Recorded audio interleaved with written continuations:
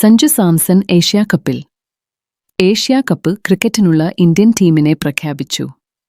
സൂര്യകുമാർ യാദവ് നയിക്കുന്ന ടീമിൽ മലയാളി താരം സഞ്ജു സാംസൺ പ്രധാന വിക്കറ്റ് കീപ്പറായി കളിക്കും. ശുഭ്മൻ ഗിൽ വൈസ് ക്യാപ്റ്റനായി ടീമിലെത്തി.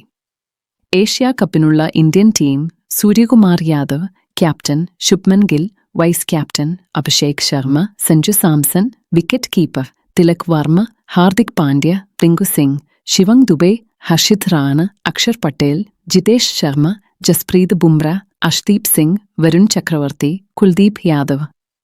സെപ്റ്റംബർ 9 ആരംഭിക്കുന്ന ടൂർണമെന്റിന്റെ ഫൈനൽ 28 നടക്കും. ബംഗാളികളെ തിരികെ വരൂ. ഭായിമാരെ നാട്ടിലേക്ക് വിളിച്ച് മമതാ ബാനർജി. വിവിധ സംസ്ഥാനങ്ങളിലുള്ള പശ്ചിമ ബംഗാൾ സ്വദേശികൾ നാട്ടിലേക്ക് മടങ്ങിയാൽ ഒരു വർഷത്തേക്ക് എല്ലാ മാസവും 5000 രൂപ നൽകുമെന്ന് പശ്ചിമ ബംഗാൾ മുഖ്യമന്ത്രി മമതാ ബാനർജി. മന്ത്രിസഭായോഗത്തിലാണ് തീരുമാനം. മടങ്ങുന്ന കുടിയേറ്റ തൊഴിലാളികൾക്ക് യാത്രാസൗകര്യമൊരുക്കുകയും ചെയ്യും.